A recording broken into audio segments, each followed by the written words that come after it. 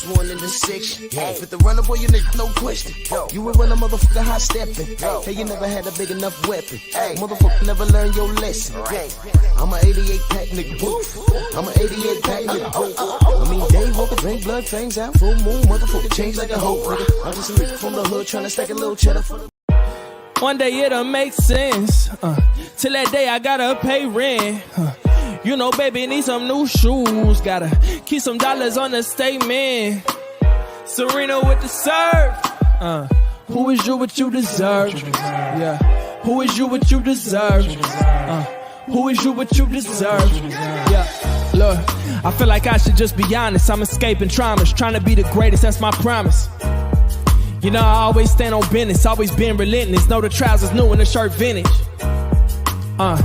Living free of drama, still finding ways to make my own problems, chasing progress. A baddie sleeping in a bonnet, that's my favorite topic. Still searching for a goddess like the Black Madonna. It's like that, and I'm right back. For every message left on red and ones that I ain't right back. Was looking for some peace inside myself until I find that I'm in and out of situations, wavy as a kayak. Before the lights dim, I say a prayer, I find the one before my life end. But to be fair, I might not deserve to even find it then. I hope I'm reincarnated through the fire then, so I can try again. One day it'll make sense. Till that day I gotta pay rent. You know, baby, need some new shoes. Gotta keep some dollars on the statement. Serena with the serve. Who is you what you deserve? Yeah. Who is you what you deserve? Who is you what you deserve? Yeah. I deserve to be me. I deserve to make mistakes. I deserve to be free.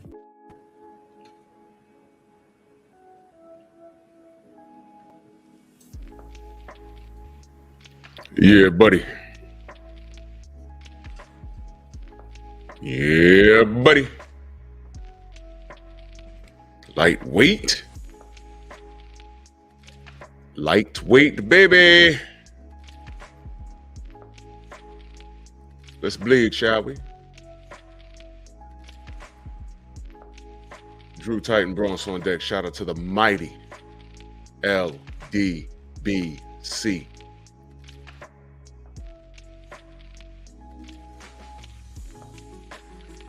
See, we got in the building. G McCall, CT Fat Boy, Todd Swindle, the Brothers UK, King Bonnie, Mr. Shelton in the building, Todd French, Chilltown Majors, Son of Tank, Hen Dog, the Fearless One, Anwar Willis, Mikey Morales in the building, my brother Rod Neal, Big Texas, what's good? Brother Cole, Tony's Reviews, what up? You're gonna see what I'm talking about. I didn't say it's the same. I said there's something familiar. There's something familiar about this whole thing. I didn't say the same. I said there's something familiar about this. 704 Joe, salute.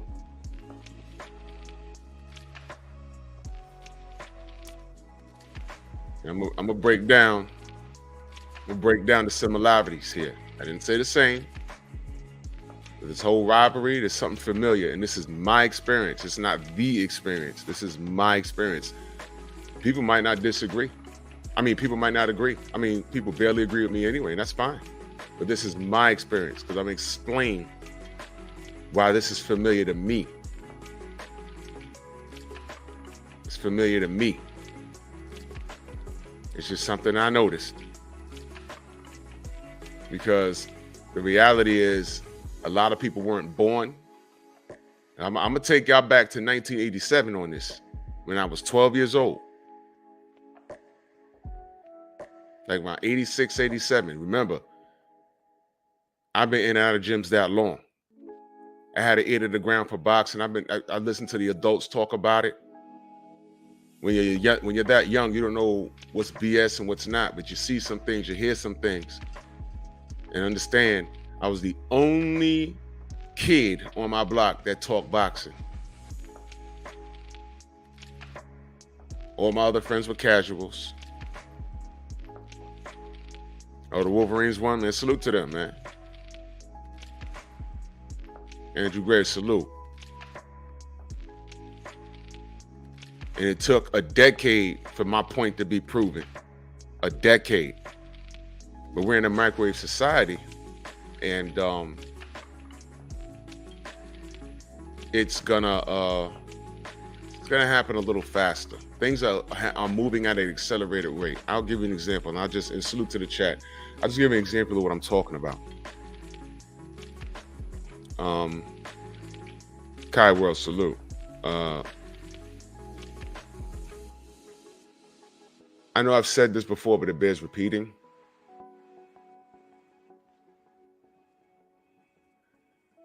The Manny Pacquiao, Coach Amber, salute.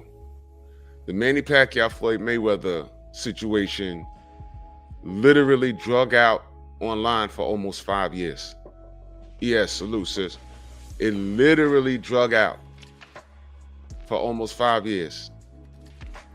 I have a relative that started high school, and when he was about to go to college and they announced a fight, and I was excited. He said, "They finally fighting?" He said, "You realize when this thing was started, I was a freshman in high school." I said, "Oh crap, you're right." MJ Total Health, what's going on? And I said, it ain't gonna get no worse than this. This was the absolute worst. Then some time later, we had the Deontay Wilder AJ situation, and that dragged on, and it's still dragging on. Monster Musa, what's good? Jamal, what's up? What's going on? And I said, man, okay, it can't get no worse than that. Hey, you know what? That's it. That's it. Because we're not this dumb to keep falling for it, right? Enter Errol Spence and Bud Crawford. More shenanigans. And then it got ugly. Uglier. I said, okay. These are two brothers from two different countries, and okay, I get it. All right, it can't get no worse than that. Hence the Civil War. Dill Spoolie, Just Sparks, salute. I said, okay. This is it. It can't get any worse than this. No, we're not falling for it. These guys fought. They fought. We got a winner. We can move on. We have a rematch. Fine. Enter Devin and Tank. And here we are again. And it keeps getting faster and faster and faster. I am no longer going to ever say that it can't get any worse than what it is, because apparently, yeah. So I'm going to keep my mouth shut on that. But there's something eerie familiar about Tank and Devin. That's why I got the Holyfield and Tyson picture next to them. Something very familiar. So I'm going to share my experience. It's not the experience. It's not your experience. It's my experience. This is why I believe this is very familiar to me. Just to me. I'm not saying it's y'all. It's just my experience.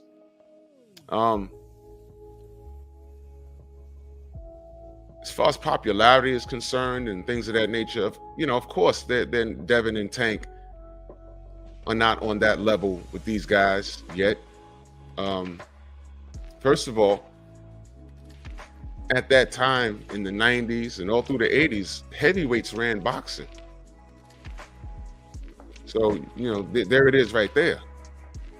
There was a point in time where Mike Tyson couldn't walk down the street without getting swarmed. It's not like that anymore. I mean, people will stop and take pictures with him if he's in the mood, or depending on the situation. For the most part, he's on the move, whatever. Evander Holyfield, I ran into him at the MGM. He had no security. He was with a couple of guys, and I said, "Hey, champ." He shook my hand. We took a picture. He kept it moving. Stormy, salute. Great premiere this morning. And if y'all missed Noise on Culture last night, go watch it. The Second Renaissance. Go watch this Mondays that just passed and last Mondays. It's a 2-part. Yeah, so, it's a little different. I walked right up to Evander. He stopped. He smiled, shook hands, took a picture, kept it pushing. Evander couldn't do that at the height of his popularity.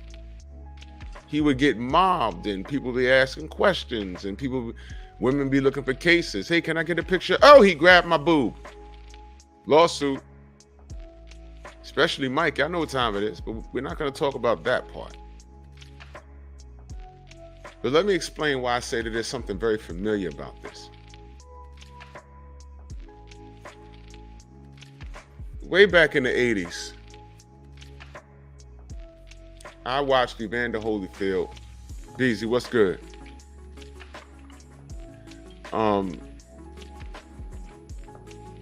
Watching Evander Holyfield fight Dwight Muhammad Qawi. Right, another brother that converted to Islam around that time. And you just do the research, you know what I'm saying. Eric H, salute. And Evander was a warrior. He was at cruiserweight. And he left it all out there in the ring. And I remember my dad watching him. Larry Holmes is one of my dad's favorite fighters. Next to Ali is Larry Holmes. Because Larry Holmes would fight you until he's like near death. Right? And Evander had that spirit in him. He said, man, this guy right here, man, this guy is something else. And I recall him doing an interview. And they said, well, Evander, what's next for you? You know, he says, well, you know, I'm gonna go to heavyweight. You know, I'm looking to fight, be an upper echelon of guys up there. So, you know, I particularly am interested in a fight with Mike Tyson. And I forgot who was interviewing him, but the guy laughed at him. He said, wait, whoa, Mike Tyson. You're at cruiserweight. The guy's a heavyweight. You think? He says, no, I'm serious. And the guy laughed and went to a commercial. Something like that. James Doon, salute. I tried to find it on YouTube. I can't find it. The dude laughed at him, said some things, and they had a little dialogue. Evander was, you know, respectful, smile. And they brushed it off as a joke. And it was on some Back to You, Jim, and they went to a commercial. It was funny, right? This was like 87, 88 or something like that. And me and my dad was like, nah, I think this dude's serious, number one. And number two, Mike ain't never seen nothing like that. Now, I'm a kid, and I know what I saw. And I said, whoa, I think he could hang with Mike Tyson. He might not beat him, but he can hang with him. Teach, what up? He might not beat him, but he can hang with him. That was just my opinion. I remember sometime, 88 Sports Talk, what up? I remember sometime, you know, I go outside and me and my buddy start talking. And, you know, I initiated a conversation of boxing because I was the only person into it like that. The only thing they knew was what was on TV. But I knew, I used to listen, not get into in-depth conversations. I was only like 12. But I used to listen to the men in my family have conversation about boxing. So, you know, I said, man, I'm gonna tell you exactly what it was. We was talking about Mike Tyson's Punch-Out, the video game. And I said, yeah, this, you know, fun game, whatever. And I said, man, you know, in real life, there's a guy at cruiserweight that says he wants to come up to fight Mike Tyson. And you know what? I think he'd beat him. And it's like the world stopped for them. Remember, we're 12. And everything is extra when you're 12. You understand? And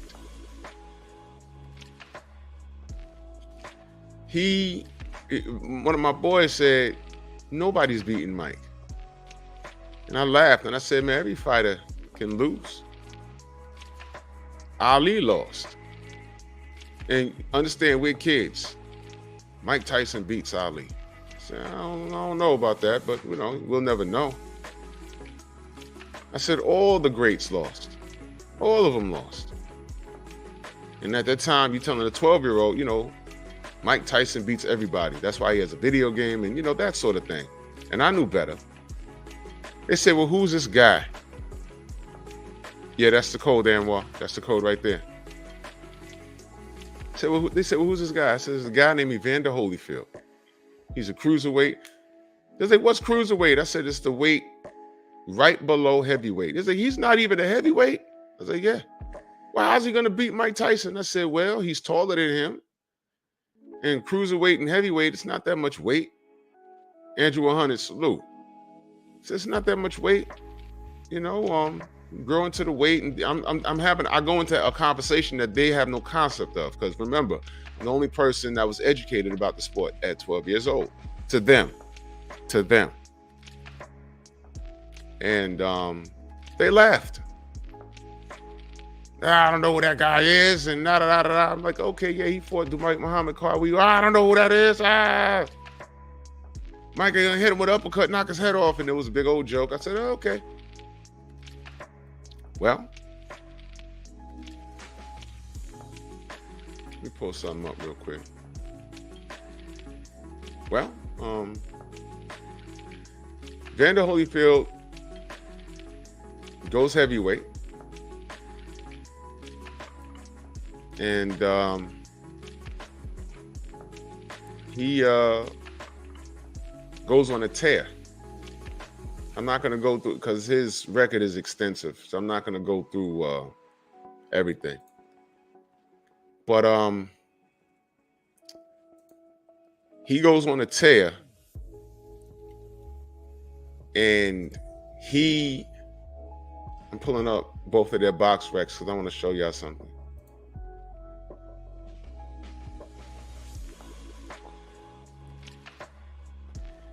He goes on a tear, and he starts making his presence felt. Starts winning.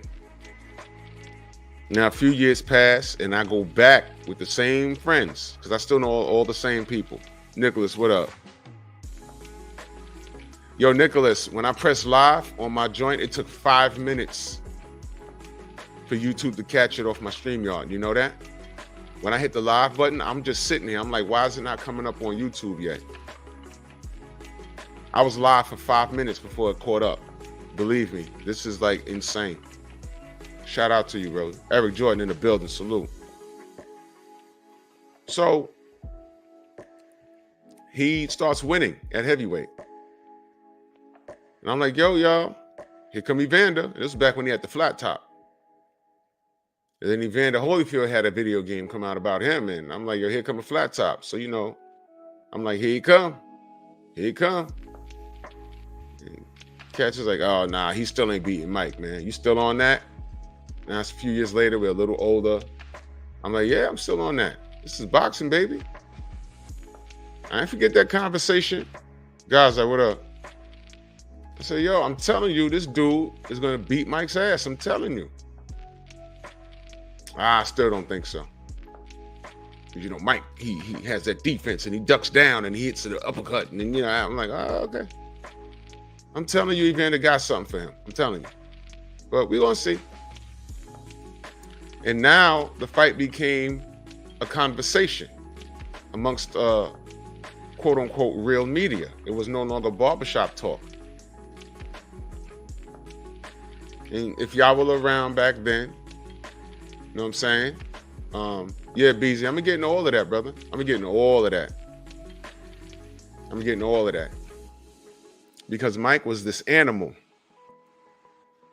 Mike was this animal. And youngest heavyweight champion and blah, blah, blah, blah, blah. And I'm like, okay, all right, all right. And to be very honest, he was fun to watch, but I wasn't sold, man. I watched every Mike Tyson fight. I wasn't sold. Nothing looked right to me. Some of it was official, but some of it left me scratching my head like, what's going on here?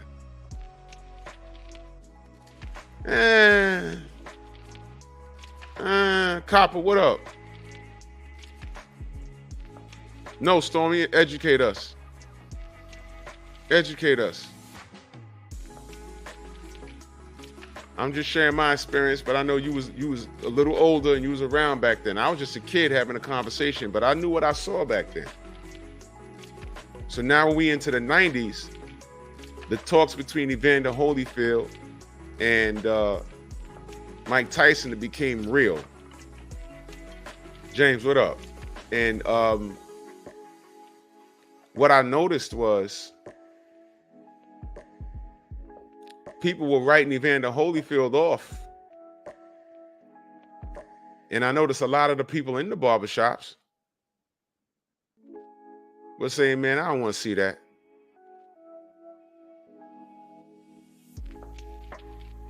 What? Wait a minute.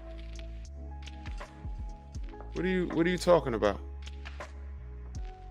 What you mean you don't want to see it? Because they basically said, I know how it ends. Exactly, Stormy. Excellent boxer with good hand speed that threw combinations. Name one fighter that did that to Mike Tyson. Now, I could take that and I could have said that to some older gentleman in the barbershop, and they would say something that sounded smart, but nothing to substantiate it. Mike's too fast, his defense too good. The combinations to get ran on him, which we've known that was a goddamn lie. But you see, at that time when Evander went to the heavyweight division, he was a small enough heavyweight that that particular style allowed him to compete with the bigger guys. And I know y'all don't remember, a lot of you don't remember the landscape of the division when he got there. But he was able to walk right through the front door and compete with those guys and win. No doubt, slip the jab. I did it for a reason.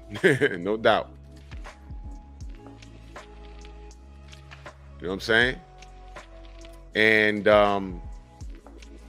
when the fight became a reality, like an actual conversation, like, yo, Evander's here, I started hearing excuses as to why the fight shouldn't take place. And none of it was because Evander didn't deserve it, because he fought to get here.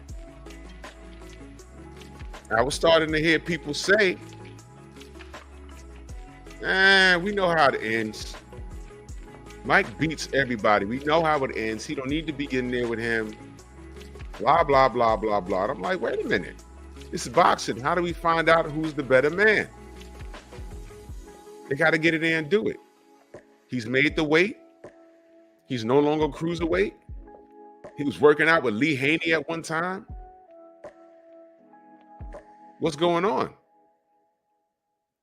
At that time, there was no mention of steroids and nothing. We wasn't even having that conversation back then as far as boxing was concerned. So we wasn't educated about it as far as boxing was concerned. So that wasn't a conversation. So what's going on? I said, how you go from knocking this guy out to not even wanting to see it? He's going to go in there and it's going to be one round. I said, well, let it be one round then. At least we'll have the answer. And then I remember asking him, okay, if Mike don't fight Evander, what do you want to see him do? And that's when the stuttering began. There was a few guys available that Mike never fought. He never fought these guys. And I said, wait a minute. Okay, you're not interested in Evander Holyfield anymore. What do you want to see him do? And I'm like, whoa, hold on. I thought y'all knew boxing. And in my mind, I didn't want to give them the answer, but in my mind, I'm sounding off names in my head. But I said, I can't say this guy because this guy just got here. He's too, whatever. Yeah, Tay, you did. Yeah, Tay, salute, Tay, you did. I'm like, yo. What's going on here? What's happening? And I said, you know what? I remember being in the barbershop, and I said, man, Biker, salute. And I said, you guys sound real scared of Evander all of a sudden. You guys sound really scared of Evander all of a sudden. Mike is this killer. Go kill him. Go eat. What is happening here? I remember having this big old debate. People screaming in the barbershop. By this time, I'm 16 years old. I was around, I can't remember, 15, 16. I was a teenager. Had a little hair on my nuts and all that. I'm like, yo, y'all sound scared. What's wrong with y'all? What's happening?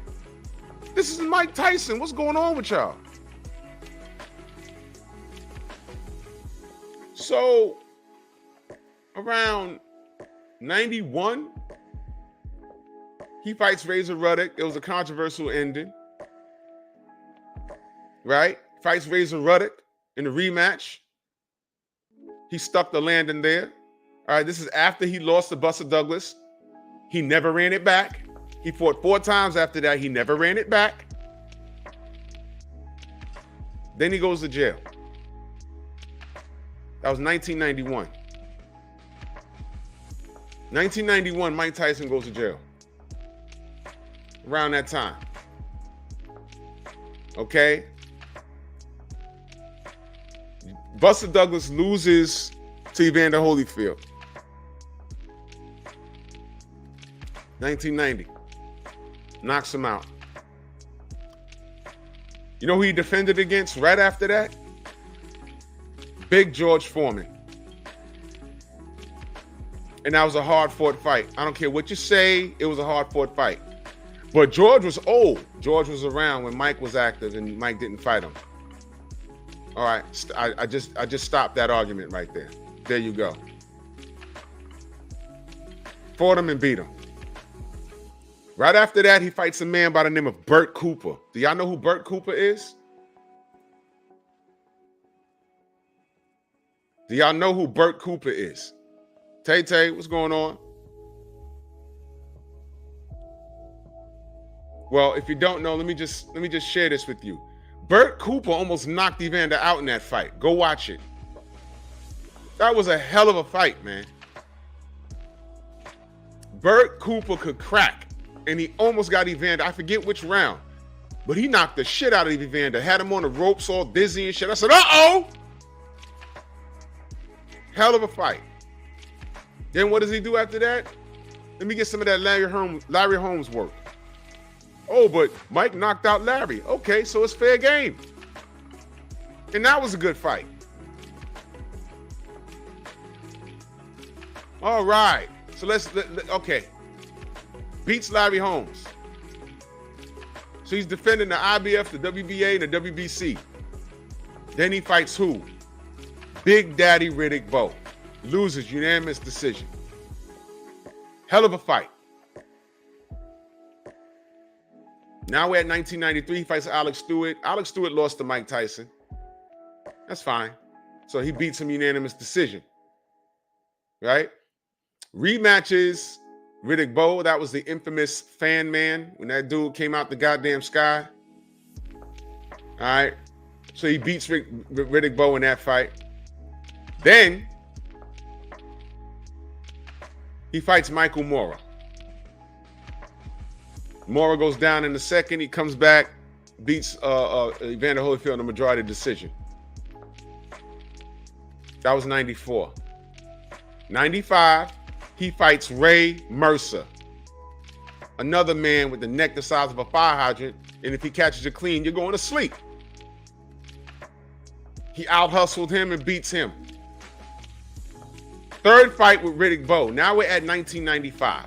Third fight with Riddick Bowe. He loses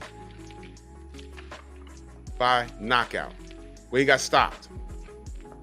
Technical knockout. The Bobby Shez fight was a fiasco. It's like, whatever, man. Bobby says he had something in his eyes. I'm not there. I don't know. It's whatever. You know, he couldn't continue. 1996, he gets a hold of Mike Tyson. I've been telling my friends, I've been telling my barber at the time, Evander Holyfield beats this guy. I've been telling my friends this since 87, 88. Now we're at 1996, and they're finally in the ring. Now let me tell you why I ran down the timeline with y'all. Evander Holyfield fought 10 times. 10 times. Yeah, you're right, Stormy. He fought him twice. He did. Evander Holyfield fought 10 times when Mike Tyson was away from the sport. He fought 10 times, and I just sounded off all the names. Those are top caliber guys. The majority were top caliber guys, whether you knew them or not.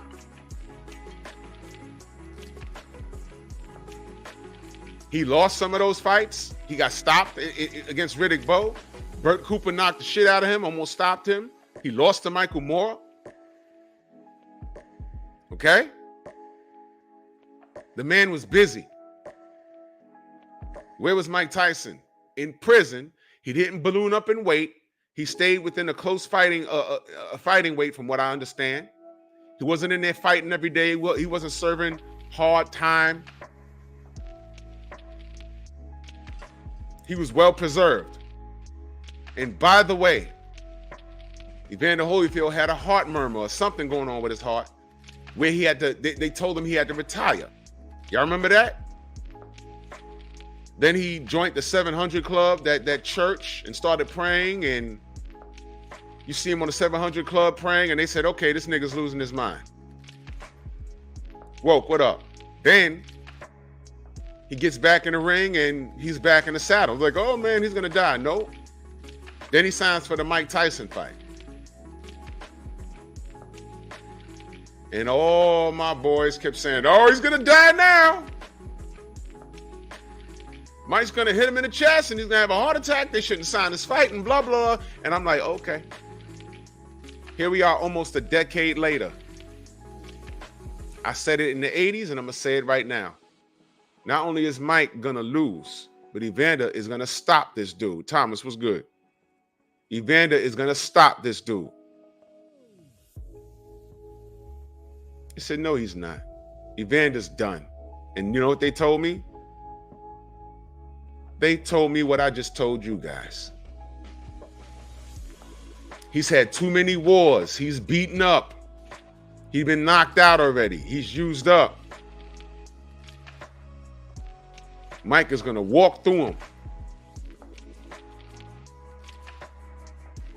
The same Mike Tyson that got out of prison and gave you what? Peter McNeely? And no, I'm not disrespecting anybody, but understand, this man got out of prison in 95. He gave you Peter McNeely and Buster Mathis Jr. From 91 to 95, he was away from the sport. From 91 to 95, he was away from the sport. Evander fought 10 times and got stopped, been hurt bad, lost fights, but he was busy. He was warm. He was well warmed. This man comes out of prison, gives you Buster Mathis, Peter McNeely, a rematch with Frank Bruno, if that was even a fight. That guy was scared. Yo, when I get in the ring, what Mark Tyson, I'm gonna knock his head off. No one believed you, dude. Mike snatched your food and broke the plate over your damn head. Get out of here. So he gives you Peter McNeely, Buster Mathis, Frank Bruno. Then he gives you Bruce Seldon, the most suspect fight I've ever seen in my life. I was like, what? Okay. All right. All right. Then he gets the Evander Holyfield. So who had the better level of competition from 91 to 96 when these guys met up? It's clearly Evander Holyfield. Now, some will say that, you know, goddamn, you know, Evander, he'd been through some wars, and he did. He'd been through some wars. Mike is well preserved. He's supposed to win, but what did I say? This is going to come down to skill set. Now I'm going to hit y'all on the head with this. It came down to skill set, right? It came down to all of that, the intangibles, toughness, skill set, lifestyle, right? And who had the better competition? Steve L., what up? Who had the better level of competition? Evander clearly did. So Evander was more prepared for this fight.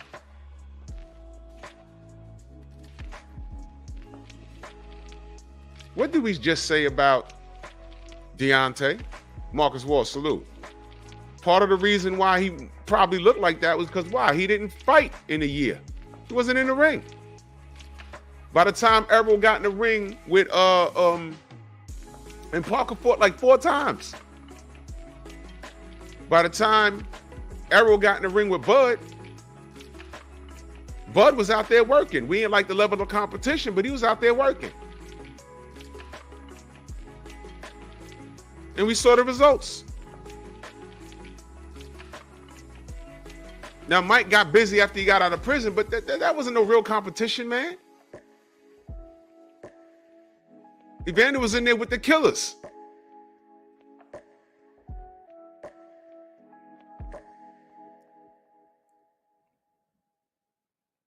And in that fight, it played out exactly how I told these niggas it would play out way back in 1987.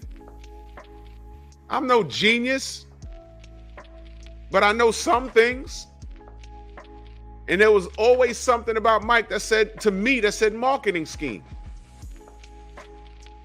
And that Bruce Seldon fight, I remember I went to see that at a girlfriend's house at the time. And I said, what the fuck was that? He didn't even touch him.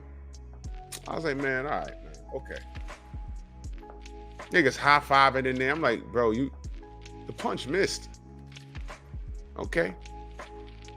Mike came out like a bull, ran at him. He got through that first round and picked Mike apart and stopped him. Now you could blame Jesus if you're Mike, or you could celebrate Jesus if you're pro Evander, whatever it is you want to do. But the fight played out exactly how I knew it would play out. I knew it would play out like that. I knew it would. I knew it would. Because Evander was just different.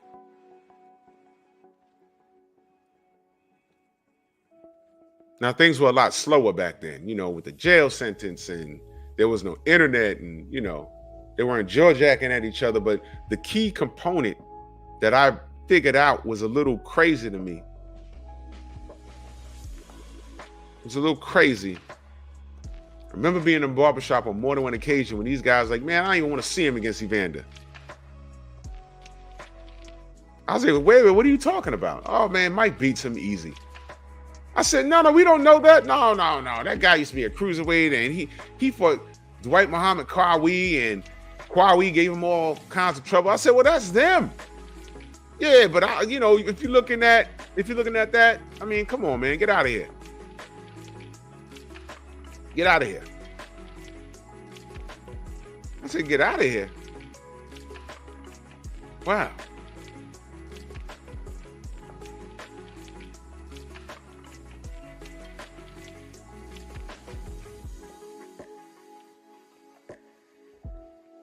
Now,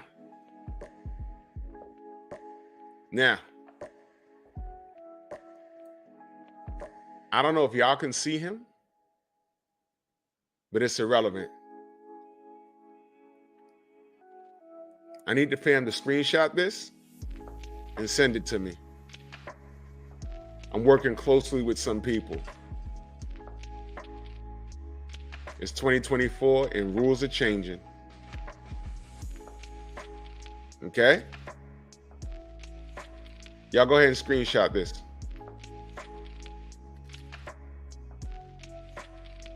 And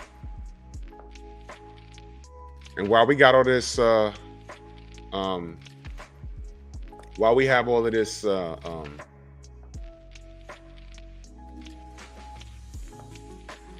in-house nonsense that makes no sense, you got outside individuals doing this. I'm talking boxing. And, got to deal with this.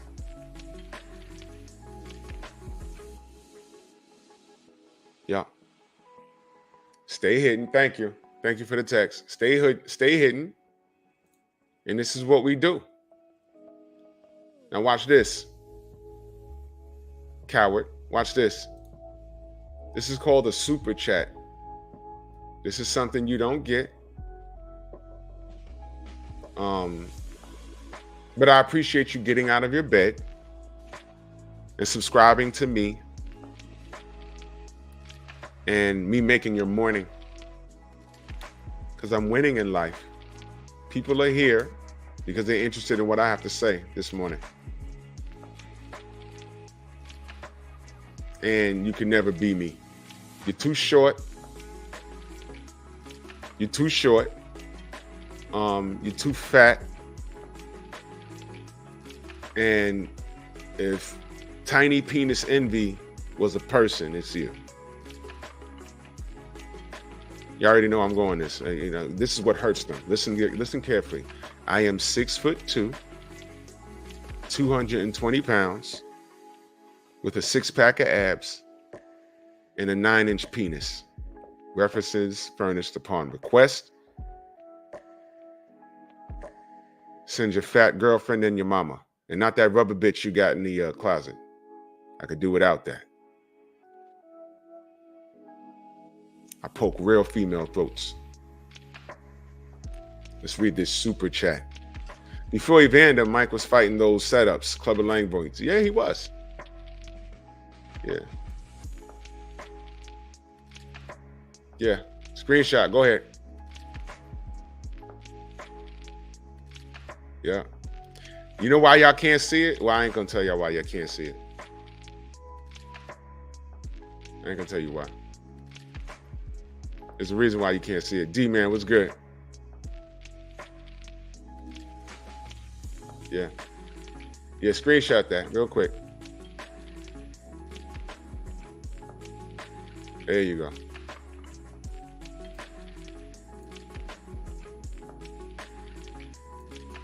There you go. So now let's talk some boxing.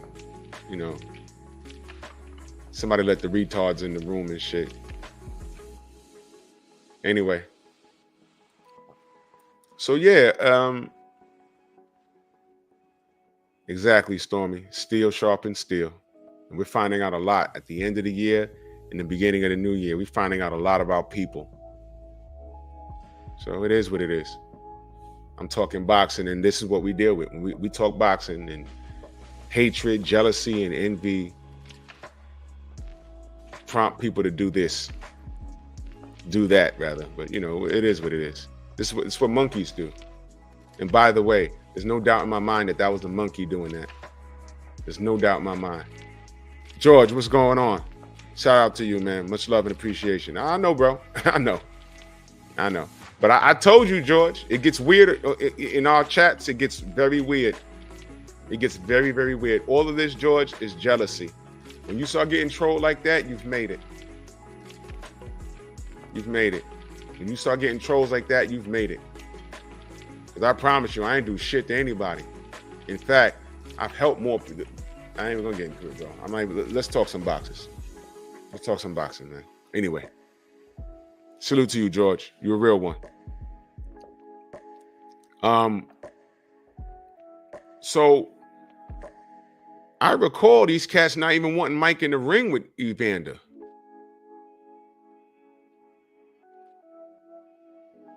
I was like, man, y'all don't even want to fight. When the fight became more of a reality, I recall people saying, I didn't want to see it. And then when I asked them, well, who the hell do you want to see Mike fight? Okay, you don't want to see him fight Evander because Evander got a heart condition. Fine, who do you want to see him fight? They couldn't even tell me. I said, well, what about there's a guy, a Samoan cat. There's a guy named David Tua. What's up with that? I don't even know who that is. Huh? All right, cool. What about Ike Abiabuchi? I can't even spell it. Huh? I said, cool. Now watch this. I said, what about Chris Bird? That's safe. You know what they said? Ain't that kid too small? I said, wow. So no David Tua because you don't know him. They knew who the fuck he was. No Ike Abiabuchi because they can't even spell his name. They knew who he was. And no Chris Bird because he was too small and he ain't got no power. Exactly, Chill Time Agents. I ran down the line. No, what about Michael Moore? Oh yeah, we already beat Holmes. Rematch him. I mean, y'all don't want Mike in the ring with nobody. Nobody. It went from this guy being the baddest man in the world to protected. Now, what does this sound like? What does this sound like? This sounds eerily familiar, doesn't it? I said, wait a minute. Yo, see, y'all are a little young. I'm telling you, I've been through this already. Wait a minute.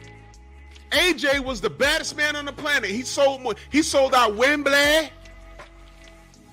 He sells out seats faster than Michael Jackson. He's a worldwide star, and he's the A-side all over the place. Fine. Fight Deontay.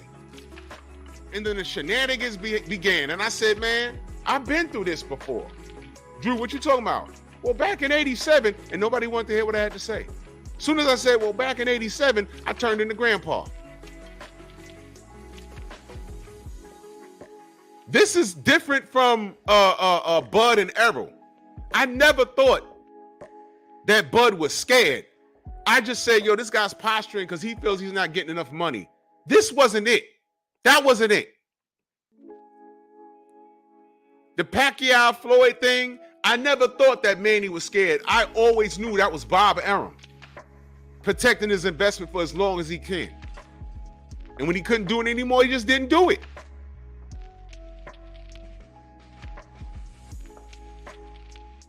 He just didn't do it. I didn't get that vibe. This right here, I'm getting the same exact vibe.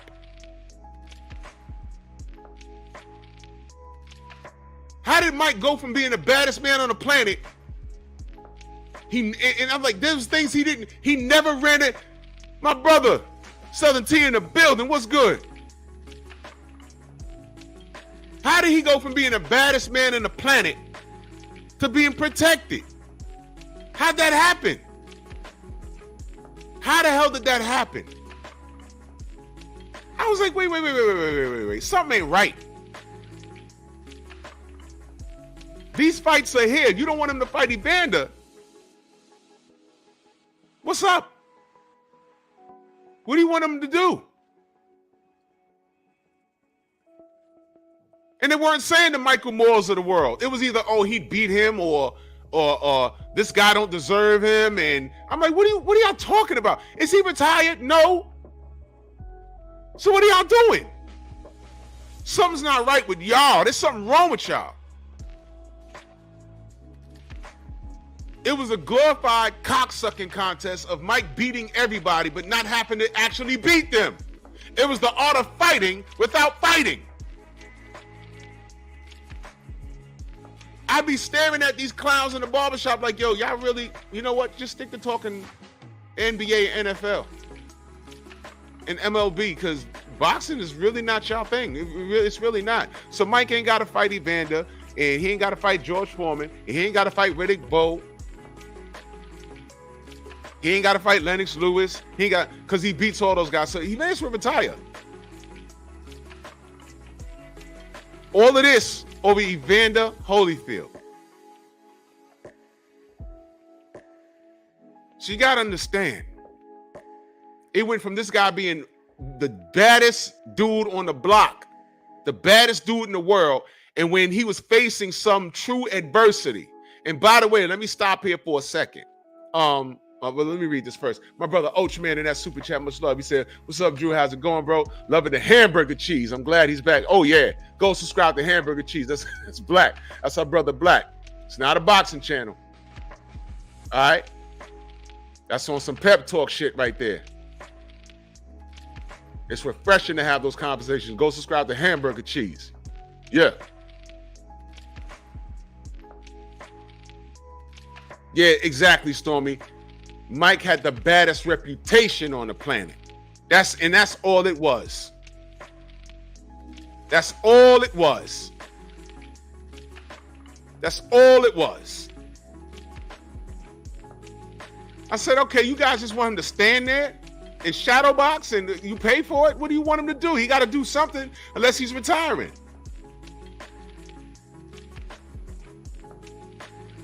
Nobody asked why he never ran it back with Buster Douglas. Oh, well, you know, Evander already knocked him out. I said, okay, Evander knocked him out. That's not Mike Tyson. Last time we see him and Mike in the ring, Mike got knocked out. Oh, well, you know, Buster don't want to fight no more. I said, man, shut up. Throw some money at the man. And if he don't get prepared for Mike Tyson, let that be on him. But the purpose is to run it back. I remember Mike after that fight in Japan saying, hey, don't worry, I'll be a world champion by next year. Don't worry. You never ran it back. Y'all didn't find that strange? I did. Hey man, he ain't have no corner. He ain't have no end swell. That ain't James' fault. Yeah, you know it was a long count. Maybe, yeah. So run it back. Oh, he ain't got to. Doesn't that sound like Orlando Salido versus Vasily Lomachenko? Doesn't that sound like the same thing? I said, yo, he lost that. Second pro fight. Run it back. I had Loma fans telling me he don't need to run it back. I mean, he was winning the second half of the fight anyway. And we all know Lomachenko turns it up in the second half of the fight. That's what he does. He was winning the second half of the fight. You know, he could beat him in a rematch, so I'm good. You good? What? All right. All right. I could safely say he didn't run it back with James Douglas because James Douglas would have whooped his ass again. Oh, Drew. Yes, he would have. Yes, he would have. I believe that 100%. James was 6'5". He had a long-ass jab, and he beat the shit out of Mike. Oh, but it was a long count when he had Buster Douglas on the phone. Watch this. James was listening to the ref.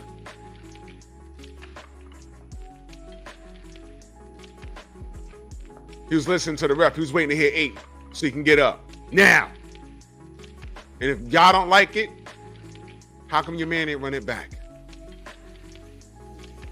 There was also no need for him to run it back with Razor Ruddock.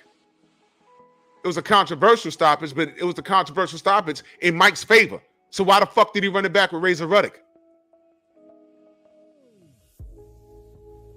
Uh-oh. There's a lot of mystique with Mike.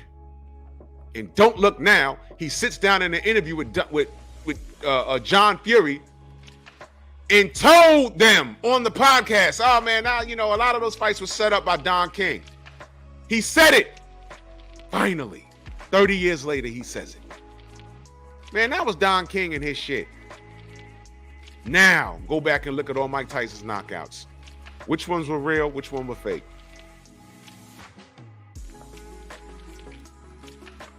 He just threw a whole shade over his career. But y'all don't want to talk about that. The thing is, when Mike was on his A game,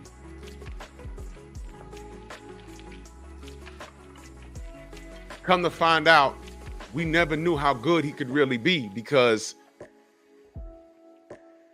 he didn't really fight the top tier guys. The guys that were around him, he fought some top. I'm not going to take away all the credit from him. He fought some top guys. Trevor Berbick was for real. But when I tell y'all things like, yo, Deontay whoops Mike's ass in his prime. Yes. No. Oh, no. Yes, he does. Oh, well, Deontay ain't fight nobody. Have you looked at Mike Tyson's fucking record? Have you looked at it? Have you looked at it? Marcus Wall, salute. That's how I try to school casuals in the barbershop, but they don't nothing. They don't. That's why I stopped talking. And I was a kid. I said, okay, these niggas don't know shit. Salute to you, Marcus Walls.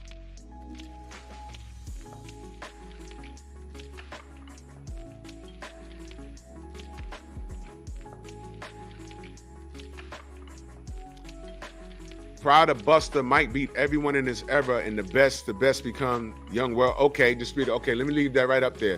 Stop me when you recognize a name, okay? We're starting at 1985. This for Tony.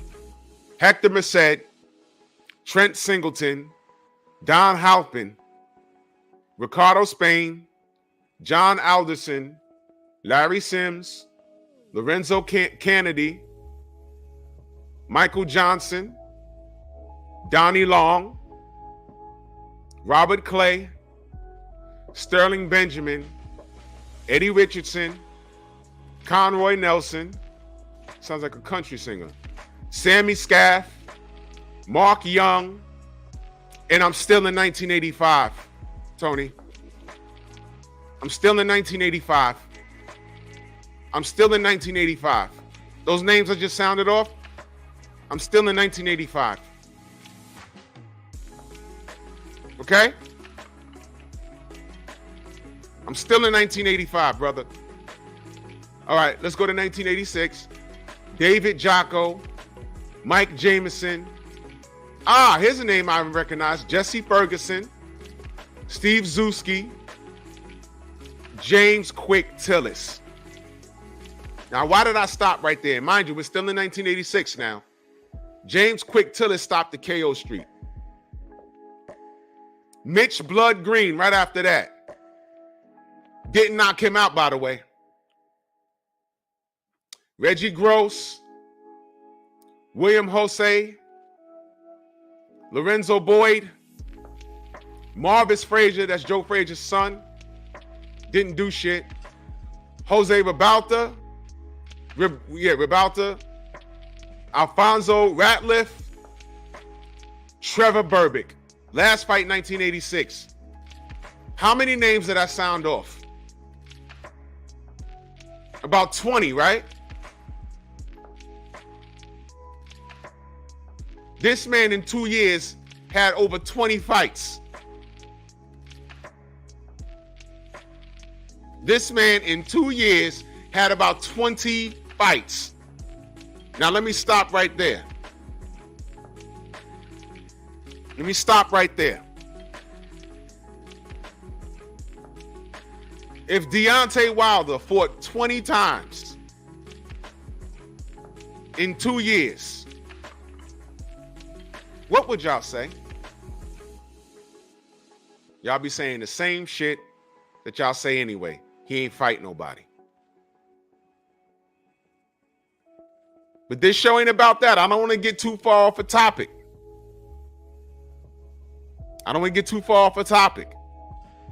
I'm making a point. How this is something familiar. I could do another show about a majority of Mike Tyson's career being a farce. I could do that. But I said in comparison. Because people like to break the Mike Tyson glass all the time. Understand, I lived through that era. And Mike Tyson said a lot of his fights were setups.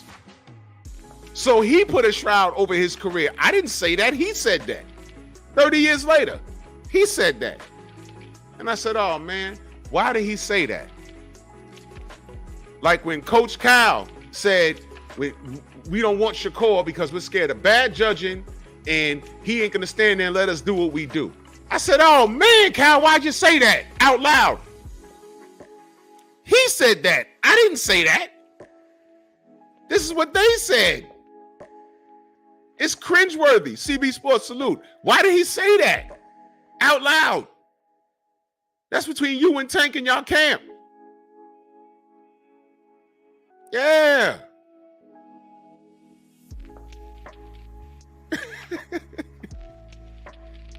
Insane.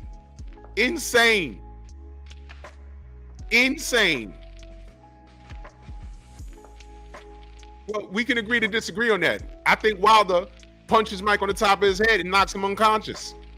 I think Don King would not have let, if Wilder was back then, if he wasn't with Don King, he'd be with Bob Arum somewhere. And Don King would have kept him far away from Deontay Wilder like they tried their damnedest to keep Mike Tyson away from Evander Holyfield. I'm telling you my experience. Because what happened was a direct reflection of how it played out. Evander fought literally 10 times top tier competition when Mike was preserved in prison. When Mike came out, he gave you Peter McNeely, man. David Tua was around. I don't know if Abi Abuchi went to prison back then or not. I don't recall the timeline with that. A younger Lennox Lewis was around. The Klitschko's was up and coming. There was a lot of competition there, and he gave you Peter McNeely, man. I didn't understand that. Oh, you can't expect him to jump into the saddle. Yes, I can. When Evander's fighting all these guys, he fought 10 fucking times before he fought Mike Tyson and got knocked out one of those times. I mean, come on. There's really no comparison. A lot of this Mike Tyson stuff was of legend. A lot of it was us, the fan base, talking him up, and really not paying attention to the resume. Now, yesterday, I compared Tank's resume to Teofimo Lopez, and I showed y'all, hey, man, Teofimo got some losses, but his resume is better than Tank's. When you have a better resume, I'm not saying record.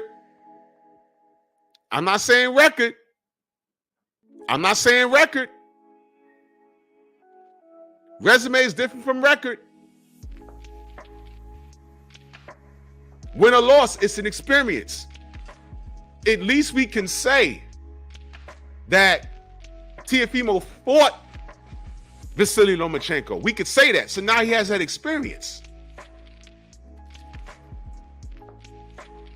We can't say that about Tank. So we're holding Tank to this standard. And now when you analyze it, you're saying, based off of what? 704 Joe says his first fight back. Okay, so his first fight back was Peter McNeely. He got him out of there pretty fast, right? Then he gives you Buster Mathis Jr. Now let me hit y'all with the same thing that everyone says. What? This is Mike Tyson. What did Buster Mathis Jr. do to get a Mike Tyson date? It's 1996. What did he do to get that date? And that fight ended just how you knew it would. Now he gets a Frank Bruno rematch.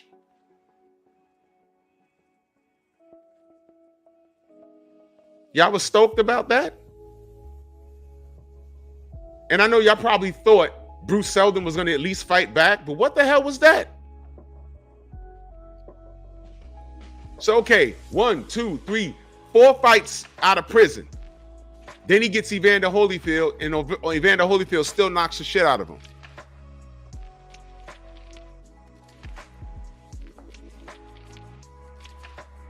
My point is, Mike Tyson was more legend than reality. That's what it was. When you look at the landscape around him, I'm not totally discrediting him. I'm just saying he's not what y'all guys thought. I've been saying it since 1987. Hold on, y'all. Now he beats the world? No.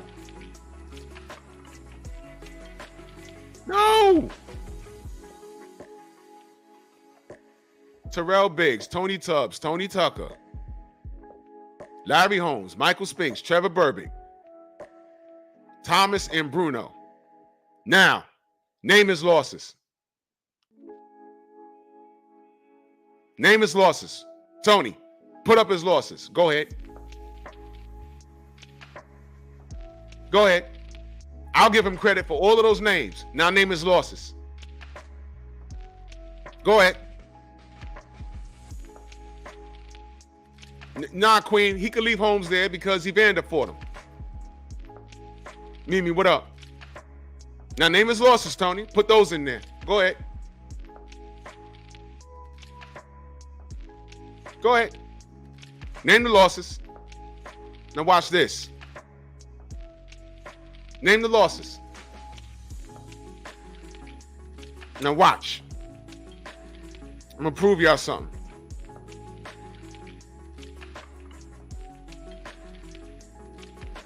Go ahead, Tony. I'll wait on you.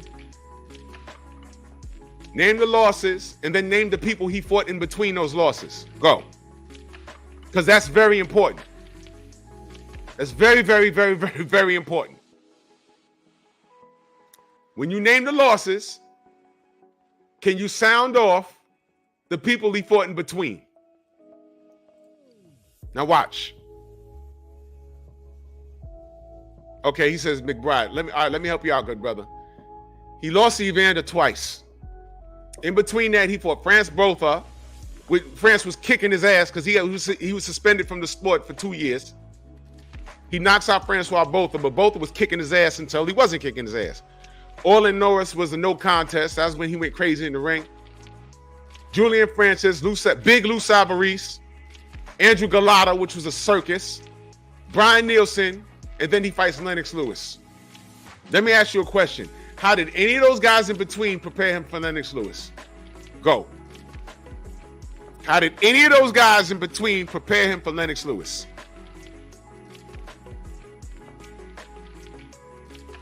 How did any of those guys in between prepare him for Lennox Lewis? I've had this conversation countless times. It didn't. It didn't, because there was a firm belief that Mike could beat the world. And it took a while, but I proved it's not true. And all I heard from the Mike Tyson fan base was, well, Mike don't want to fight no more. Mike's heart's not in it anymore. Mike wants world peace. He wants all the nuclear plants shut down. Mike is just fighting for money.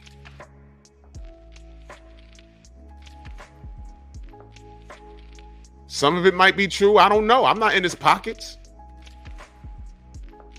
But it shouldn't matter to a man that could beat the goddamn world, right? Evander went on to do great things after he beat Mike Tyson. The man got knocked out by Riddick Bowe and came back and still beat Mike Tyson. And all I heard was, well, Mike was in jail. That wasn't the argument. Until he lost to Evander Holyfield. That wasn't even the argument. That wasn't the argument, man.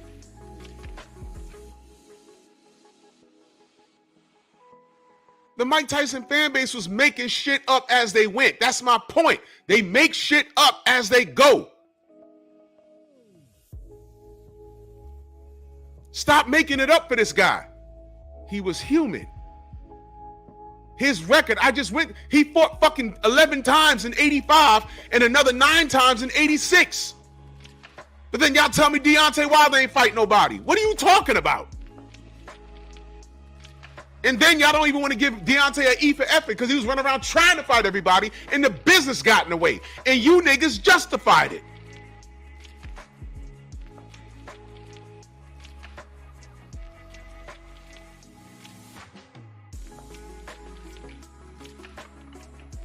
Danny Williams and Kevin McBride had no business beating up Mike Tyson on his worst night. And that was his worst night. And he lost.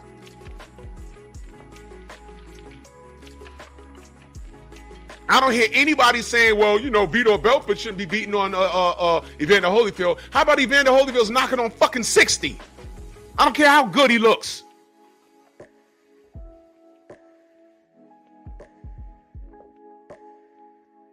Let me just throw this up. Because while he was out and they were making excuses for him not to fight Evander Holyfield, because I was here for all of it. No Mora, no Foreman, no Mercer, no Morrison, no Bowe, no Lewis, no Douglas too. And he could have fought Lennox Lewis when Lennox Lewis had the flat top. When Oliver McCall knocked him out. So there was work there. So while Evander Holyfield's out there in burning buildings, inhaling smoke, what was Mike doing? Being systematically moved around. So the kid was good, but a lot of it was bullshit. A lot of it was legend. Because, as Stormy says, Evander pulled those curtain backs on his ass, didn't he? Buster Douglas pulled those curtain backs on his ass. Didn't he do that? Put the curtains right back, didn't he? Every time Mike lost, it was a fluke. He had a fucked up corner. He was on drugs. He don't want to fight no more. He's doing it for money. And every time Mike lost was a goddamn excuse. And I said, how about this? He just lost to better fighters? Huh? How about that? How about that? The man told you when he went into a pro fight with an STD. Is this your king? But then when I say Deontay Wilder, you put him in a time machine and send him down to 1987. He'll knock the shit out of fucking Mike Tyson. Y'all lose y'all mind. Like y'all ain't see fucking James Douglas land a right hand on him and knock him out. Like y'all ain't see that. You gonna act like Deontay ain't got no chin. Like y'all ain't see Lennox Lewis knock the shit out of him. Oh, I'm sorry, Mike ain't want to fight no more when that happened. Bullshit. Lennox was always better than him. Like y'all ain't called hard enough for the goddamn Riddick Bowe fight. Man, even Shannon Briggs, a young Shannon Briggs was with the dreads was out and about back then. You couldn't even do that? He gets you Peter McNeely and Buster Mathis. Are you kidding me? And I'm still not saying Mike is a fraud. I'm saying it's not what y'all thought it was. That's all I'm saying. And that's why this shit with Devin Haney is familiar. Because to me, I'm watching this Tank thing happen. And I'm saying, I'm looking at the resume, not the record, the resume. And I'm saying, hold on a minute. I can't gauge how good Tank is. It's cool to say he beat Lomachenko, but would he really?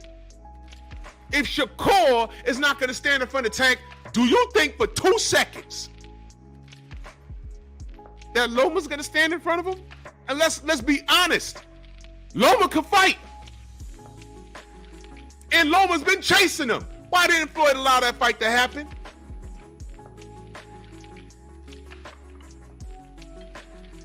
Why not? Tim Harmon says Tyson would have destroyed Wilder. That's your opinion. But I'm telling you the record. I just read off 1985 to 1986. You don't recognize a damn thing until he gets to Trevor Berbick. You don't recognize anything. But niggas come in here and consistently tell me that D ain't fight nobody. And I ask you, have you looked at Mike Tyson's record? He was goddamn near Butterbean until he got to Trevor Berbick. What does that mean? Butterbean have highlight reel knockouts, but you don't know any of those guys.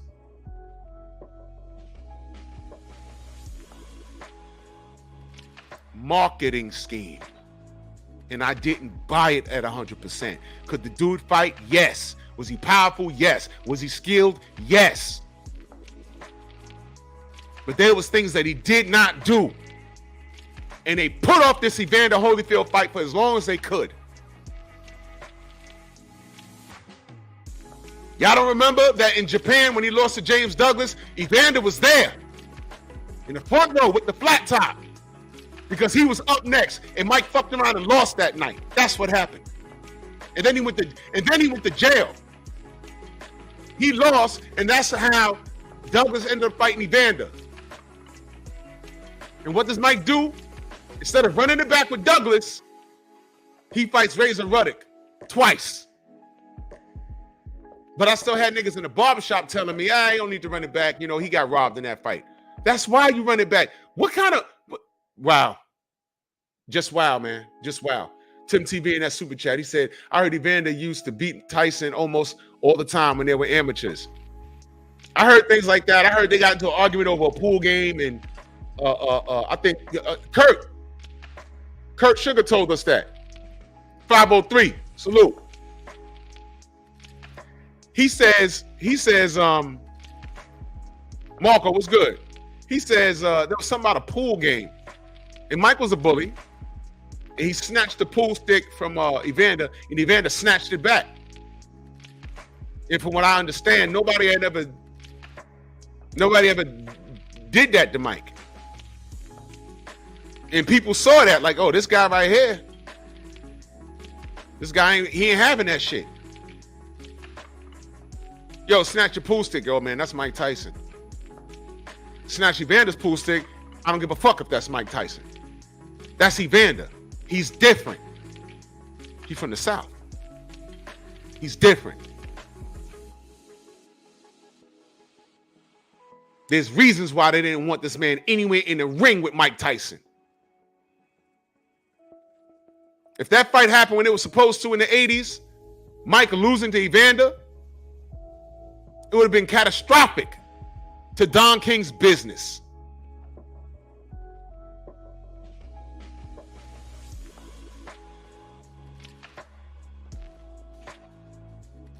Wait a minute. Wait, Tony.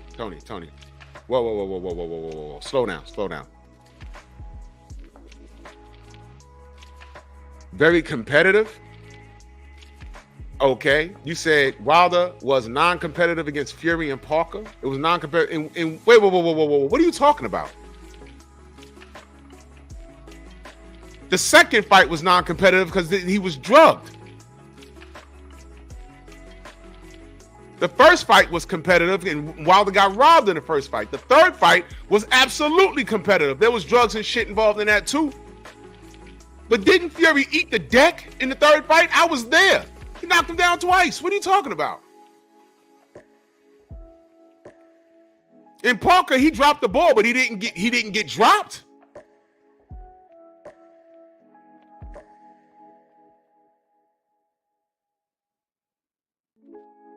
Mike beat 7 out of 9 champions. So he was world champion 7 times? I'm not sure what you're saying. You mean former champions?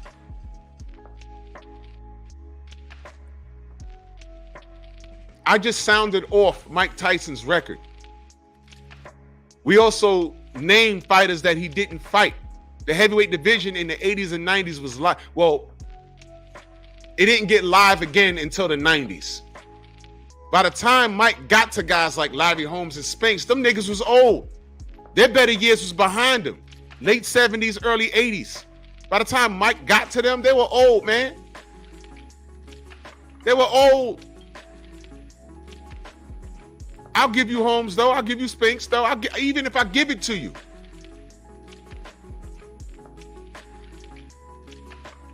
No.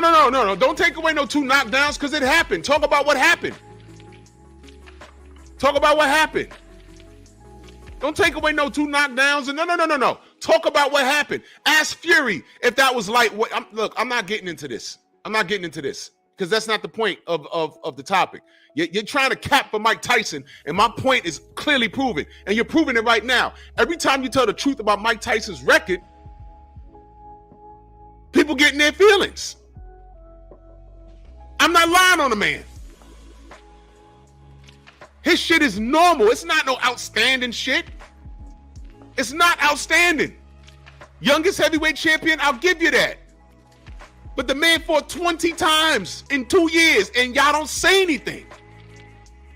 Y'all don't say anything about that. How many names before I got to 86? It was like 11 names, bro. And I was just about to say that, Stormy. Wilder was running into burning buildings looking for the best competition, and niggas was dunking him all over the place. While Mike was protected. There's a difference. Evander was a guy chasing Mike. Lennox Lewis was chasing Mike. They kept Mike away from Riddick Bowe. And then he goes to prison. Then he comes out. Evander fought 10 times, hard fights. Got stopped, got hurt. Had a heart murmur. And then when they thought it was safe to make the fight, Mike still got knocked out. And then bit his ear off in the rematch.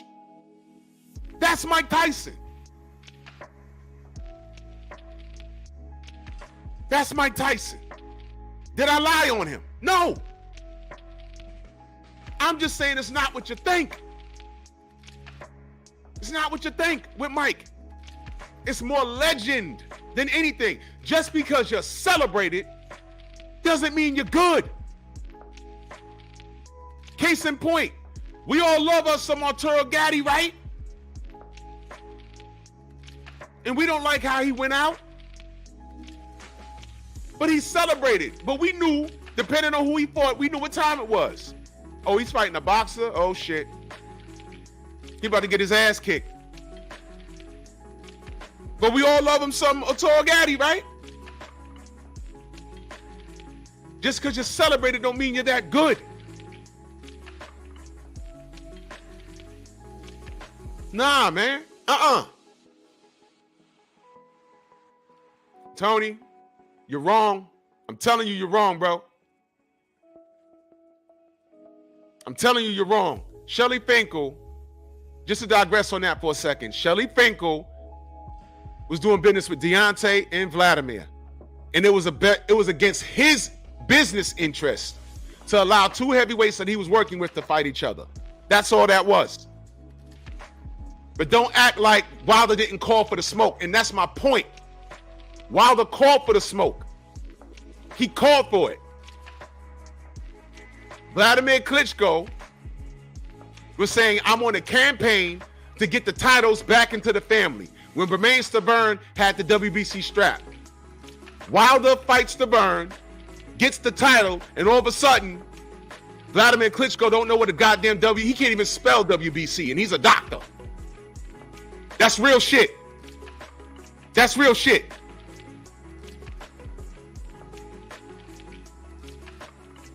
But I just use Wilder as an example. This ain't about Wilder. This is about this being familiar. This Tank and Devin Haney shit, here's what I'm telling the Tank fans. Take over 135 and leave Devin out your mouth. Don't do it. Do not do it. Don't even do it. Don't even do it. Because I got bad vibes about this.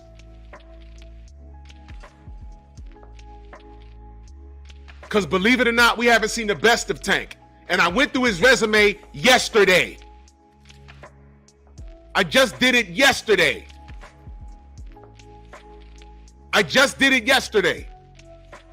And I asked y'all, name a fight that Tank that you wasn't with Tank that you wasn't sure about. Name it. I asked you.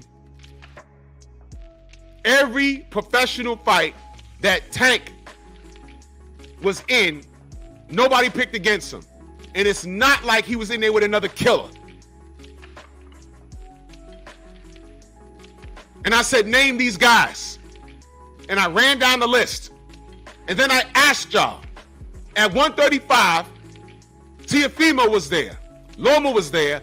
Devin was there. Shakur is now there. Red Lipstick Salute. They were all there. And all I said to you guys was, it wasn't a jail situation or a bad legal situation.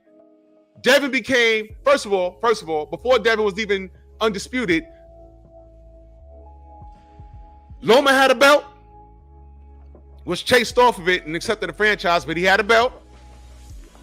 Teofimo became champion under the watchful eye of Tank Davis. All these men, Kambosos, Teofimo, Loma, Devin, all of those guys had gold around their waist on Tank Davis' watch, and nobody's asking, how the fuck did Tank allow that to happen? And you know what I ask, and you know what the response is? Oh, well, they ain't worth no money. Money? This is what you fans do? Oh, I understand, because they ain't worth no money. Right. So you'd rather watch him knock out 100 Rolly Romeros than to him get in there with somebody that can give him some competition. How the fuck are you a happy heterosexual with a gay flag in it? Block that dude. What the fuck is that? Get out of here, man. Throwback AOL. Goodbye. Fuck out of here.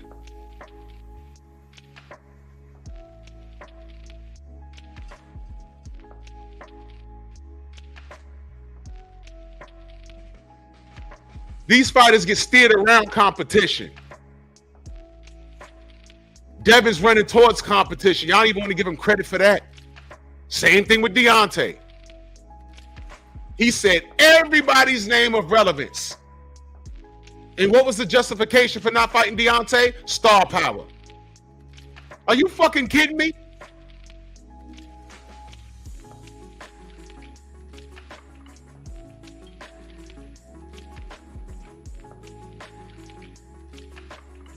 We don't know how good Tank is. Fuck it. Leave Devin out of this. Why ain't he fight Lomachenko? Go ahead, put it in the chat. Leave Devin out of this for a second. Lomachenko's there the whole time. Why ain't fight Loma? He ran from Loma for 4 fucking years. That's a fact. And I'm putting it on him. Because if he knocked the shit out of Lomachenko 4 years ago, we wouldn't be dealing with this now. And let me tell you something. If Loma fucks around and becomes undisputed under this guy's watch, I'm looking right at the Tank fans. Because this is the A side, right? This is the greatest fight at 135, right? He beats everyone, right? Do it. That's all I'm saying. Do it. The face of boxing, right? Loma is still breathing, nigga. Why Devin got to come in there and beat that guy? You were supposed to do it 4 years ago. Why is Coach Kyle saying, we don't want to fight Shakur? I mean, bad judging. And he's not going to stand there and let us do what we do. I mean, at least engage. This is what he said. So if you're not going to fight Loma, and you don't want no smoke with Shakur, what do you want to see Tank do? This is the Mike Tyson shit all over again. Oh, I don't want to see him fight Loma. He beats him. Devin already beat him. Okay, Devin beat him. You didn't. And he was chasing you. Because while Loma was chasing Tank, Devin was chasing both of these niggas. This is all too familiar. I'm not lying here, y'all.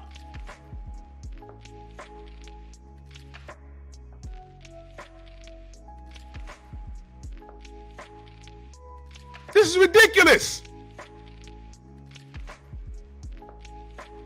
Tank fans, leave Devin alone. Because I got the sneaky suspicion, if that fight happens, y'all going to be upset. Y'all going to be very upset. I'm going to be cool, regardless of the outcome, because I love boxing. But the reason why I'm saying y'all are going to be upset, because I'm talking to a bunch of motherfuckers that are sending me fucking videos of this kid getting his hair braided. The most suspect shit I ever seen in my life. I was like, what is this? That's what I'm saying. Y'all are going to be upset personally. Y'all don't want him in there with top tier competition, and y'all like his hair. That's gay.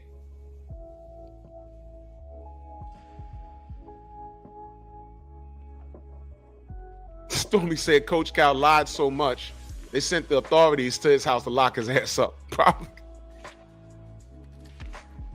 Salute, Thomas. This is way too familiar. I've been down this road before. And the crazy part is I was absolutely right. No doubt, Thomas, I'll holler at you.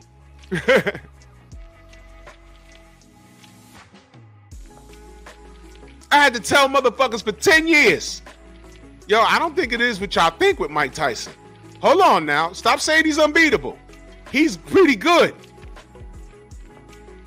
But there's things he's not doing. Well, what's that? He's doing everything. He beats everybody. I said, whoa, whoa, whoa. Whoa. And I start firing off names. I don't know who that is. All right. Okay. Now watch this. I'll say a young Vitaly Klitschko will beat the shit out of Mike Tyson and people will be cool with that. But Wilder won't get off on Mike Tyson, you crazy? Pause. The major key to beating this dude was looking him in the eye and meaning it.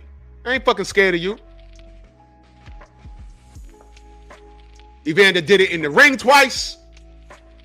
He allegedly did it in the amateurs. And he did it in the pool hall. I ain't scared of you. What the fuck?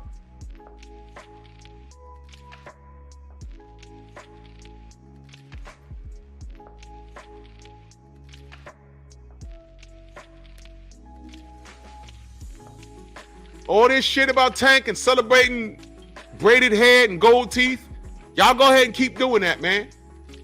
Devin's at 140 now. Tank needs to pick up all those belts at 135. Let me ask y'all a question.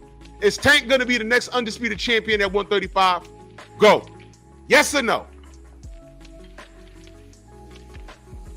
Yes or no? Maybe I'll talk about that tomorrow. Who's going to be the next undisputed champion at 135? Matter of fact, that's tomorrow's show.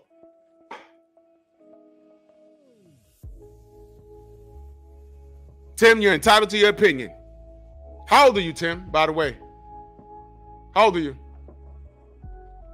That's very important. Not even YouTube tells the tale.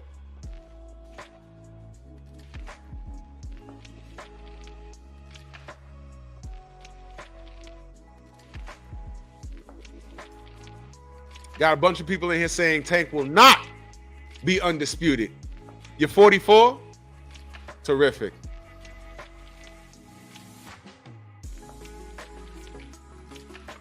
Tank Davis will not be the next undisputed champion. Now watch this. A bunch of Tank fans will be like, oh, it's not because he can't. It's just that belts don't mean nothing. Right.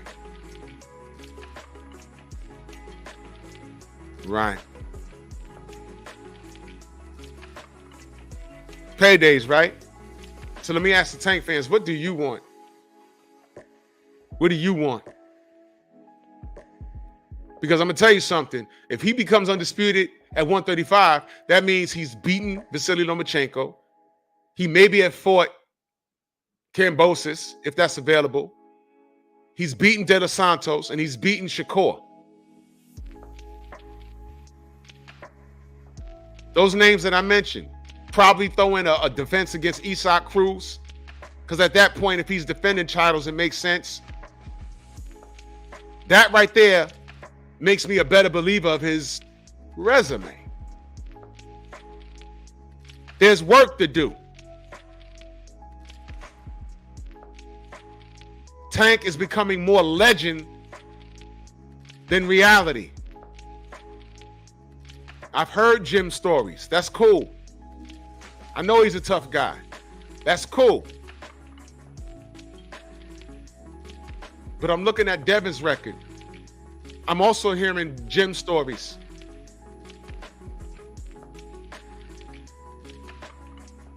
All right, Tim, were you entitled to your opinion? It's becoming more legend, which means you're not sure if the shit is true or not. You're not sure. Because reality is the same shit I hear about Tank is the same shit I've heard about Devin. The difference is I'm looking at Devin's resume. I'm looking at his behavior. I'm looking at that. And the trade-off is don't look now, but soon that Tank being the bigger draw, that is slowly starting to change. I don't know if y'all notice or not. That is slowly starting to change. Slowly. Slowly. It's real bad out here. They're lying on Devin and all kinds of weird shit. Lying on Devin. 50,000 pay-per-views. Now it's 30,000. Who said that? Ryan Garcia? Do y'all want to believe Ryan Garcia? How many times Ryan Garcia has lied to us?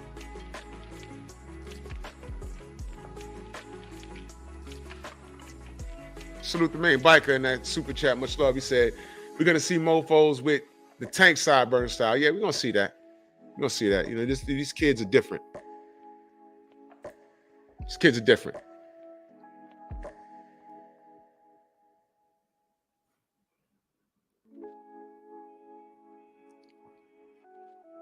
Focus on 135 and keep Devin's name out your mouth. Seriously.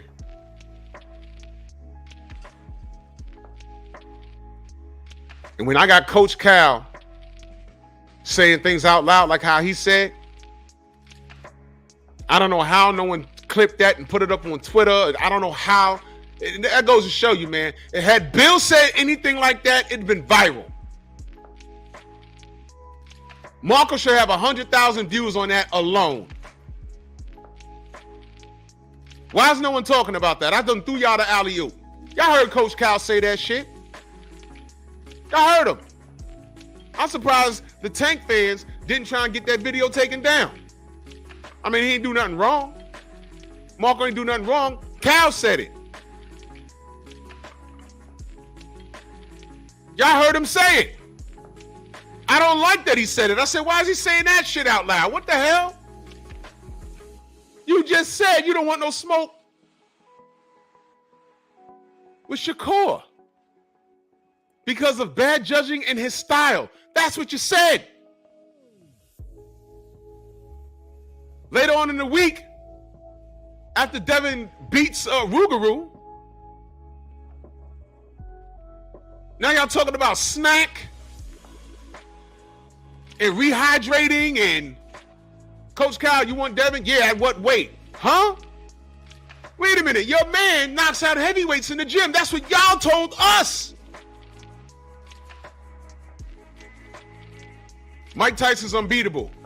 Hey, man, I heard he got dropped in sparring. That can't be. And then we see the video. Who drops him? Oliver McCall. No, was it Oliver McCall? I forgot. But I heard Oliver McCall used to whoop up on him in sparring. This ain't new. And by the way, a lot of the damage these fighters take, it's not even in the ring. It's in the ring and sparring, man.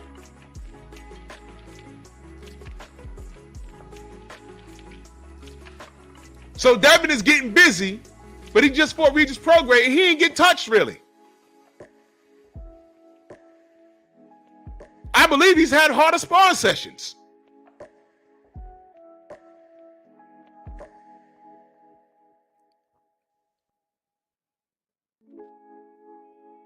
These guys is lying out here. Super Matias, lying.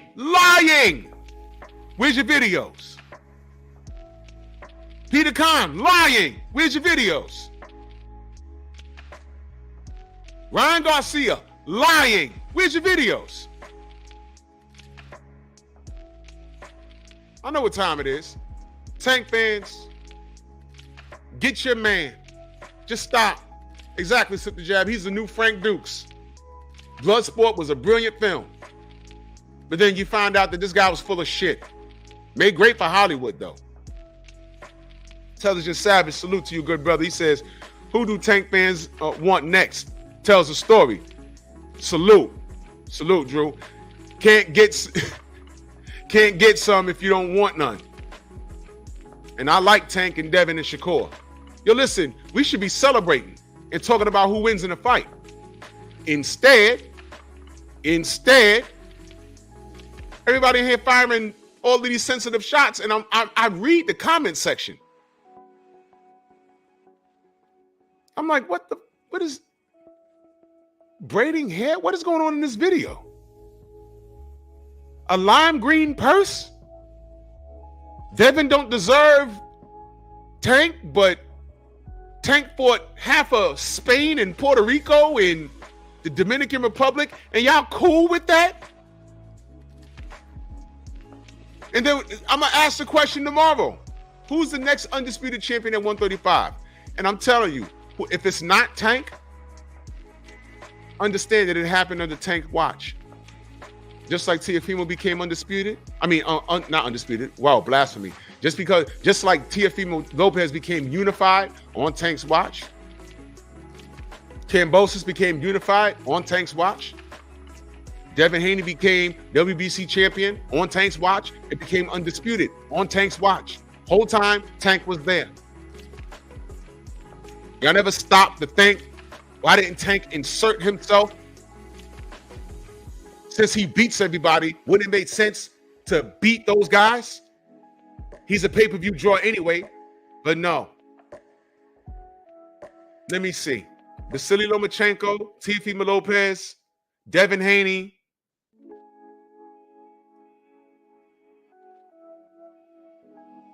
Hector Garcia.